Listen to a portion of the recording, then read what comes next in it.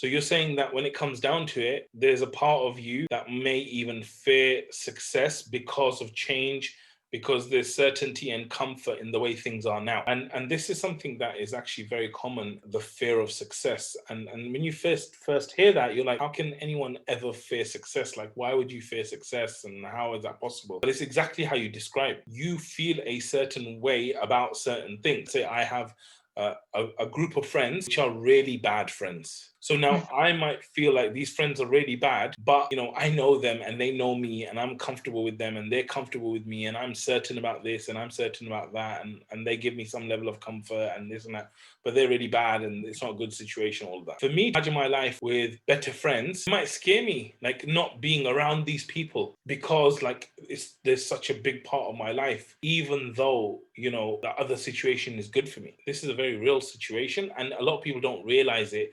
And it's quite subconscious. And this is one of the reasons why people really struggle kind of make that change. As they say, the devil is in the detail. What I would do is one of the big things about fear, and fear is one of the modules that I'm actually working on now, it's going to be really important, inshallah, is that when it comes to fear, one of the reasons why fear works is because it's undefined. It's undefined and it's not categorized.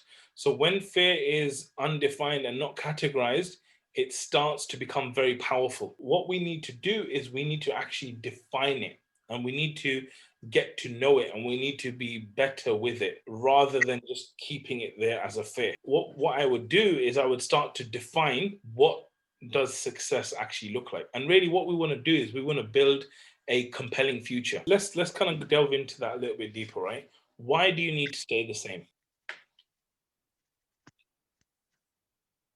Yeah. I love these glasses now. They're worth every penny now because whenever I put them on, you guys know we're talking about paradigms, okay? So tell me which situation, because it sounds like you're talking about a specific example maybe you saw in the past where someone changed, they lost people, and XYZ happened. So you and your brother, you have this amazing relationship, you're really, really close, everything's great.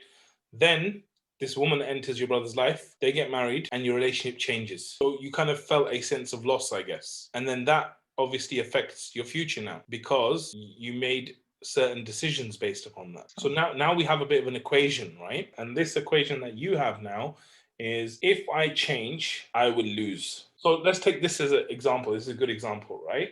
Imagine for someone to go from living alone an independent life themselves to getting married to another human being and living with that person and all the challenges and emotions and all that stuff that it brings, you have to adapt and change. You have to. If you don't adapt and change, what do you think will happen to your marriage? It will break. It will end. This and that's just one thing. That's just in that one relationship. I think there's a lot there, right? So this is a serious thing. I think what you need to realize is that this equation is something that you've kind of adopted, but there's no real need for it. And this is what most people do, by the way, not just you, me, I do this, everyone else on the call does this. Instead of going and hitting it on the head and talking about it, we do not talk about it. We pretend like everything's okay and everything's normal, when deep down it's definitely not that. It doesn't improve the relationship. It's that you need to have a conversation with him about it. Like when I have that conversation with this person, get a really good time to talk and sit down and say, look, something I really want to talk to you about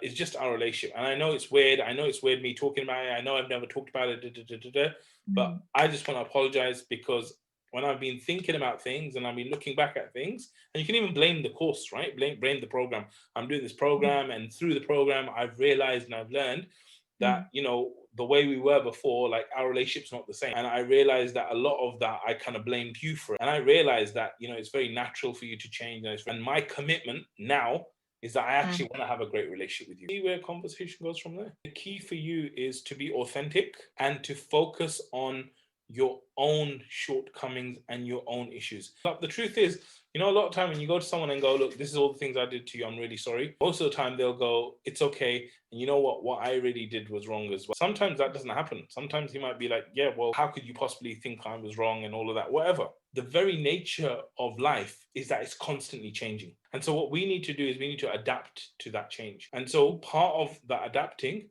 with human beings and people is you communicating so that you can adapt your relationship in the best way as well.